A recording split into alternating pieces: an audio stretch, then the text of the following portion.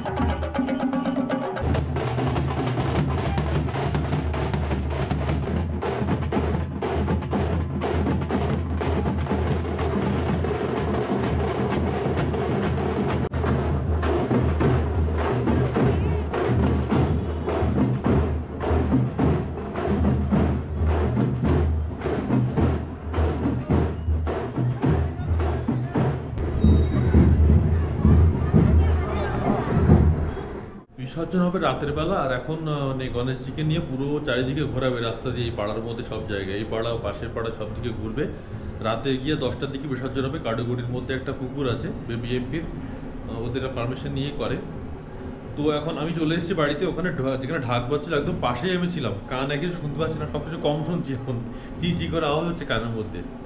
আর ওই র্যালিটা ঘুরে ঘুরে আমরা আমাদের বাড়ির সামনে দিয়ে যাচ্ছে।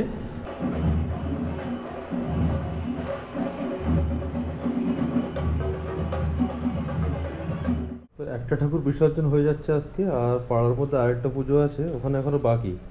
তা আমি গিয়ে দেখলাম প্রসাদ দিচ্ছে। তো রিয়া বাড়িতে আছে, আর আমি একটু প্রসাদ নিয়ে এলাম দুজনের জন্য। আর দীপা দেখলে গালাগাল দেবে কেন, ভাত অলরেডি করা, ভাত তরকারি সব। আমার একটু প্রসাদ পাই, সবুজ ডাল থেকে নিতে ইচ্ছে হলো। কাল দিয়েছিল পুরো একদম স্যাফরন টাইপের, আজ পুরো সবুজ। তো ওখানে প্রসাদ দিচ্ছে দেখে আমি তো রিয়াকে কল করলাম, ফোন করলে খাবি কিনা প্রসাদ। তো অফিসে কলে ছিল। তা আমি 2টো প্লেট নিয়েছিলাম, একটা ঢেকে নিয়ে আসবো বলে। ওরা কি করলো, 2টো প্লেটই হাত থেকে নিয়ে 2 প্লেট দিয়ে দিয়েছে আমায়। ওইভাবে গরম ঢেকে নিয়ে এসেছি। আর প্রতিদিনই প্রসাদ দিচ্ছি, বিসর্জন দিয়ে যাবে ওর নাকি। আর প্রসাদের মানে ভোগের যে ব্যাপারটা, ভোগের টেস্টটা সব জায়গায় সত্যি খুব সুন্দর হয়। তবে রিয়া যেটা বললো, আজকের টেস্টটা নাকি এখনকার মধ্যে প্রতিদিন যে দিচ্ছে তার মধ্যে বেস্ট। কালকে দিয়েছিল, কালকে সন্ধ্যাবেলার ওখানে দিচ্ছিল পুরো একদম মানে স্যাফরন কালারের রাইস। তার একদিন ঘি রাইস টাইপের দিয়েছিল, পুরো সবুজ রাইস, একদম সবুজ রাইস, তার সাথে মটরশুঁটি আছে, ভেজ পোলাও টাইপের। টেস্টটা দারুণ, অসাধারণ করেছে।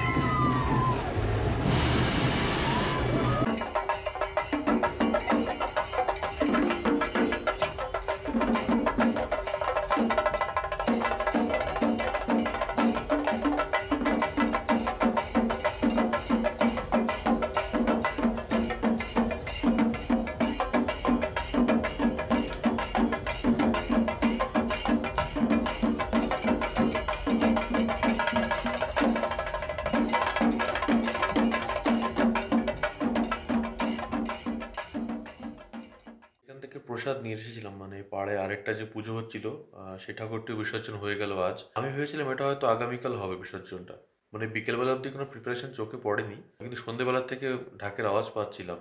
আমার একবার মনে হয়েছিল, কিন্তু অলরেডি অফিস শুরু হয়ে গেছে, তাই আমি আর বেরোতে পারিনি। সেই প্রসেশন ঘুরে ঘুরে এখন আমাদের বাড়ির সামনে দিয়ে গেল। এখানে অনেকক্ষণ দাঁড়িয়ে ছিল, প্রায় 45 মিনিটসের মতো। আমি আর দীপাও গেছিলাম অফিস থেকে ব্রেক নিয়ে। তো এই বছরের মতো গণপতি বাপ্পার বিসর্জন হয়ে গেল, আবার নেক্সট ইয়ার। আর আমাদের বাঙালিয়ানা মতে কদিন পরেই মা দুর্গার সাথে আবার আসবে। ভালো লাগলো আশেপাশে যে পুজোগুলো হচ্ছিল, একটা মন্দিরেও পুজো হয়েছিল, আর 3টে পাড়ার মধ্যে এমনি হয়েছিল। আরও ব্যাঙ্গালোরের অন্য জায়গাতেও হয়, কিন্তু গিয়ে ওটা সম্ভব হয়নি আর। শনিবার দিন যেদিন ছুটি ছিল সেদিন শনি রোববার বেশ ঘুরেছি, এদিক ওদিক দেখেছি, পুজো প্রসাদও খেয়েছি। তো আজকের ব্লগটা এখানেই শেষ করছি, দেখা হবে পরে নতুন একটি ব্লগ নিয়ে। সবাই ভালো থেকো, সুস্থ থেকো।